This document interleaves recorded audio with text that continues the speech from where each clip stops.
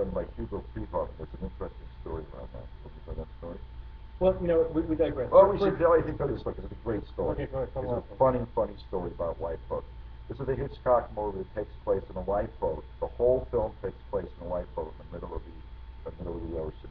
We don't see the these are people who survived I guess a passenger ship that's been torpedoed, and so the movie opens up with them in the boat and ends with them in the boat.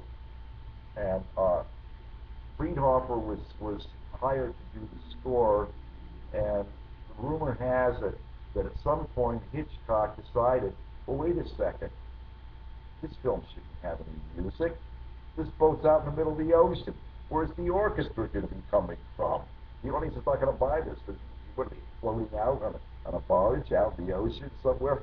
And so when David Raxon, who I studied with at UCLA, who wrote the musical Laura and the Bad and the Beautiful Forever Amber, heard about this, he said he was on the Fox 20th Century Fox lot, which is where the film was shot.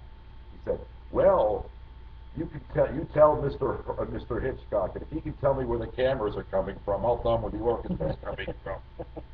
I love that story. So anyway, I discovered this record, took the record home. It had a bunch of science fiction scores, suites from a variety of science fiction scores that Herman had scored, including The Day the Earth Stood Still, Fahrenheit 451, Journey to the Center of the Earth, and The Seventh Voyage of Sinbad. I think that covers all. And I was heavily into reading science fiction at the time, so I thought, this could be interesting. What could this composer do that in which he accompanied or tried to depict these classic science fiction stories? Oh yes, and they were written for movies too. Gee, that's right. Yeah, movies. We have music, as I remember. So here I was at the age of 17, and I knew that movies had music, but I hadn't really paid attention to them. I knew the songs from the James Bond movies, of course, but I hadn't really paid attention to the scores. So I take this record home. I put the needle on the first track, which happened to have been the sunrise music from Journey to the Center of the Earth. And I'm like, within 4 seconds, I know I have found something that it's going to change my life. I'm totally in love with this. And I've often said if I could travel back in time to revisit a moment, a turning moment in my life, it would have been this moment in which I put the needle on that very first track on that record. It's within 5 seconds I said, who the hell is this? What is this music? Because I'd already started to dabble in it. I need to know more about this. So I became obsessed with Herman, and this is before you could go down and pick up the complete Herman works on CD. You have to travel to New York City to bootleg stores and buy these You couldn't bootleg like on the internet. No, you couldn't do that. Yeah, what you could do is you go into the theaters or okay, so let's fast forward. So for our Herman, you fell in love. Fast forward. You fell in love with the process of with music and film. That's right. And then so you went to school in Jersey, or you went to school in Jersey. Realized that if I was serious about this, I have to move out to LA. You have to be in LA if you're serious about film music and scoring. It just so happened that the transcript that I walked away with from the college that I went to, Hampshire College in Amherst, Massachusetts, an extremely weird, wacky little arts college. My transcript could have been written with crayon on toilet paper. It meant nothing to any music department. So I applied to a variety of schools. Of course, the one that I wanted to get into was UCLA or USC. They both turned me down.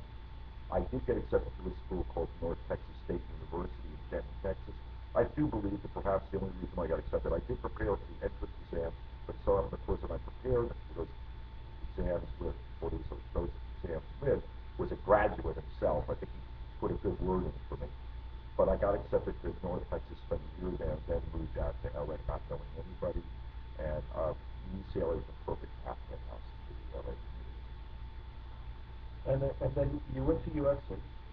UCLA. UCLA, and you studied with David Raxon. I studied with David Raxon.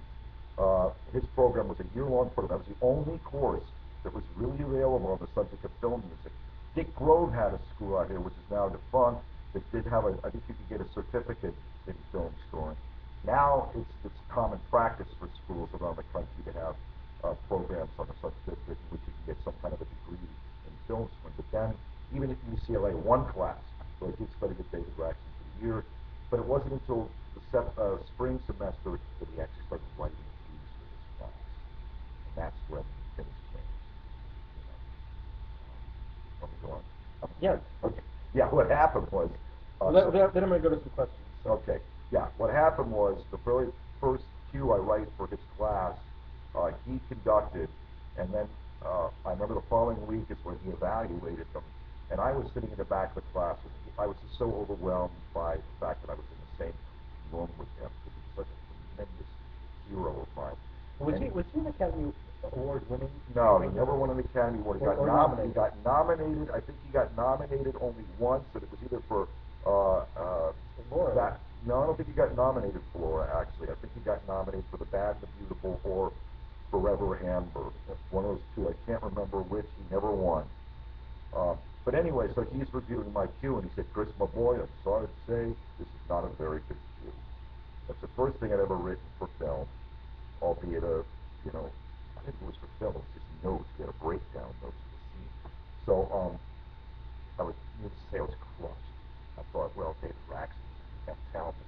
I better get my ass home, go back to New Jersey. But, and I started crying, and he came up to me after class and he put his arm around me, on my shoulder. Chris, my boy, remember, it's just a class. Keep working at it. I'm sure you'll get better. So I did. I worked really, really hard, and by the third or fourth cue, when he finally said to me, Chris, my boy, that was a very good cue. And that's all I needed to do, and it changed everything. So it was talent, but really the obsessive need first to make David Paxton think I had talent. So I'm looking at some of these. Sorry to get off the bridge there, but Luke Haas from Poland. Luke Haas from Poland. He says, right now it's around, I'm going to do this with my Polish accent, it's around 3 a.m. here in Poland. So forgive me if I make any spelling mistakes. I'm just tired and sleepy. I'm a fan of your music, so I couldn't miss this chance of asking you a few questions. What gives you more fun, scoring horror movies or comedy? Because you're great in both. Oh, that's so sweet. What's his name again? Luke Haas. Luke, if you're there right now, Luke, first of all, thank you so much for taking an interest. I am so totally honored that you have an interest in my music. That's so overwhelming that you were actually on board with me as we speak. Poland, boy, I would love to go there. Some of my most favorite composers come from Poland.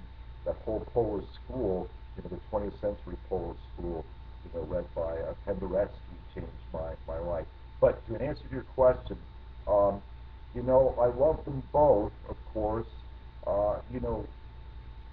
Things that you can do in horror movies are unlike the kinds of scores that you write for other types of movies.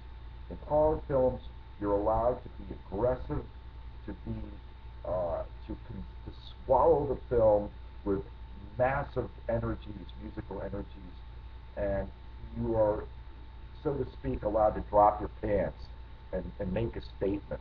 Comedies, the music can't be as intrusive or as dominating as the picture itself is. Horror films without music, forget it. If you've ever seen a horror film without music, it doesn't really work. Comedy films without music can work.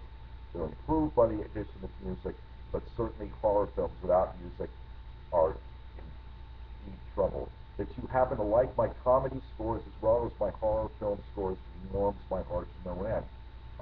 Right now, I'm trying to stay away from horror movies. I always come back to them sooner or later. I have a love-hate relationship with them, as I think most everyone does who works on horror movies. There's very few, I think, who would